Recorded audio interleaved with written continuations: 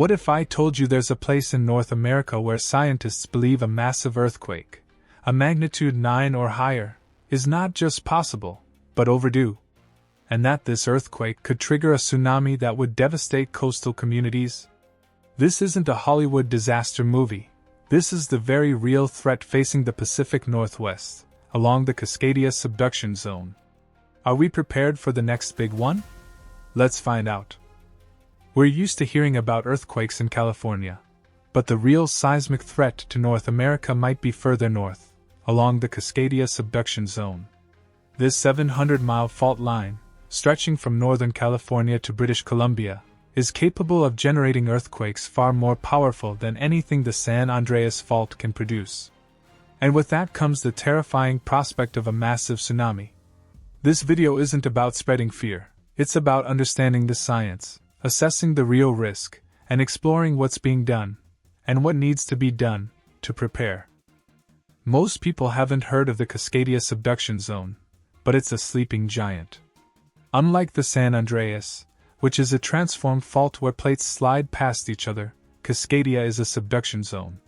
Here, the Juan de Fuca plate, a small oceanic plate, is slowly but relentlessly being forced underneath the North American plate. This process, called subduction, creates enormous stress over time. The plates get locked together, building up pressure like a coiled spring. And eventually, that spring has to release. The last time Cascadia unleashed a full-scale megaquake was in 1700. We know this from geological evidence: ghost forests of dead trees that were suddenly submerged by coastal subsidence, tsunami deposits found in coastal marshes, and even historical records from Japan, which documented a tsunami that originated on the other side of the Pacific. Scientists estimate that the 1700 earthquake was a magnitude 9.0, comparable to the 2011 Tohoku earthquake and tsunami in Japan, one of the most powerful ever recorded. The problem is, these megaquakes on Cascadia don't happen frequently. The average recurrence interval is estimated to be around 500 years, but it can vary significantly, from a few hundred years to 1,000 years or more. We're currently over 320 years since the last one, which means we're in the window where another major earthquake could occur. That doesn't mean it will happen tomorrow, or next year, or even in the next 50 years, but the probability increases with each passing year. Scientists aren't just sitting around waiting for the next big one. They're actively studying the Cascadia Subduction Zone, using a variety of techniques to understand its behavior and assess the risks. They use GPS measurements to track the slow, subtle movements of the Earth's crust, revealing how much strain is accumulating along the fault. They analyze seismic data from past earthquakes, both large and small, to understand the fault structure and how it ruptures. One of the most powerful tools they have is computer modeling. Scientists can create sophisticated simulations of the Cascadia Subduction Zone, inputting data about the fault's geometry, the properties of the rocks, and the history of past earthquakes. These models can then be used to simulate different rupture scenarios, different magnitudes, different starting points, different patterns of slip, and to predict the resulting ground shaking and tsunami inundation. These models aren't perfect, of course. There's still a lot we don't know about the inner workings of subduction zones. But the models are constantly being refined and improved as we gather more data and develop more sophisticated computational techniques.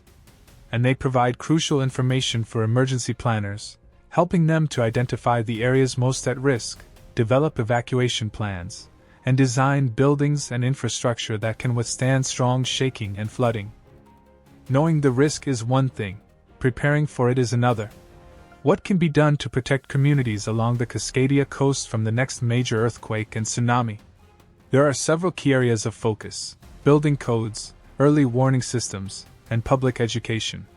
Building codes in earthquake-prone regions are designed to make structures more resistant to shaking. This can involve using flexible materials like wood and steel, reinforcing foundations, and incorporating base isolation systems, which allow buildings to move independently of the ground during an earthquake, reducing the forces transmitted to the structure. While older buildings may not meet these standards, new construction in high-risk areas is increasingly incorporating these earthquake-resistant design principles. Tsunami early warning systems, while not able to prevent a tsunami, can provide crucial minutes, or even hours, of warning, allowing people to evacuate to higher ground. These systems rely on a network of seismic sensors to detect underwater earthquakes and ocean buoys to measure changes in sea level. When a potentially tsunamigenic earthquake is detected, scientists can use computer models to predict the arrival time and height of the tsunami waves. However, for a Cascadia earthquake, the warning time for communities closest to the coast could be very short, just 15 to 20 minutes in some cases. This highlights the importance of local warning systems and of public education about natural warning signs, like strong ground shaking or a sudden receding of the sea. Perhaps the most crucial element of preparedness is public education and awareness. People living in high-risk areas need to know what to do before, during, and after an earthquake and tsunami. This includes having a family emergency plan, knowing the evacuation routes and designated assembly areas, preparing emergency kits with supplies like food, water, and first aid, and participating in drills. It's also important to understand the natural warning signs of a tsunami, and to know that if you feel strong shaking near the coast, you should immediately move to higher ground, without waiting for an official warning.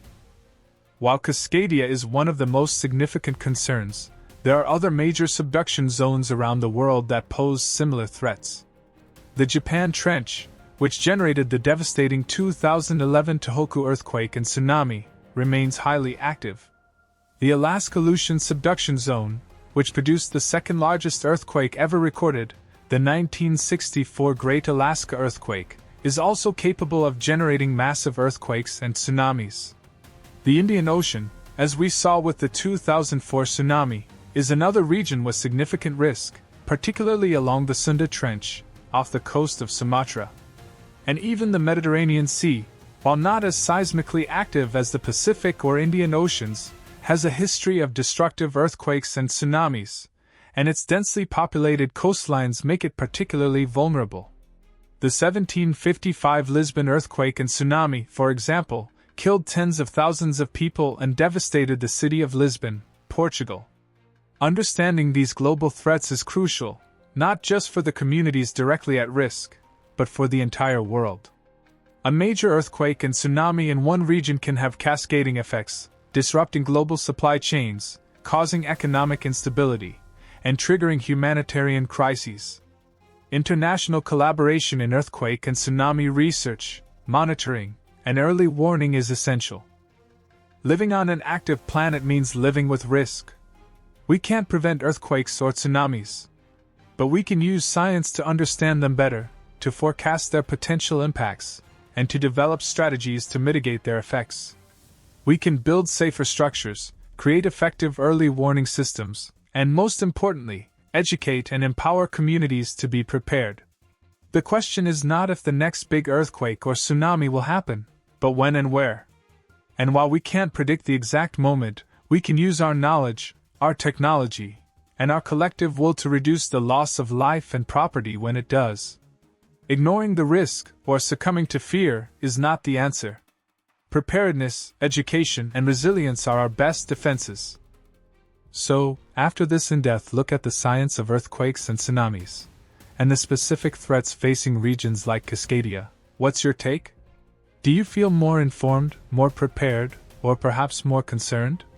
What do you think are the most important steps we can take to mitigate these risks? Share your thoughts, your questions, and your own experiences in the comments below. Let's have a constructive conversation about how we can live more safely on our dynamic planet. And if you found this video valuable, please subscribe to the channel. We'll continue to explore the forces of nature, the mysteries of science, and the challenges of living on a planet that's constantly changing. Give this video a thumbs up to help spread awareness. Share it with your friends and family, especially those who live in high-risk areas. And hit that notification bell so you don't miss our next deep dive. Until next time, stay curious, stay informed, and stay prepared.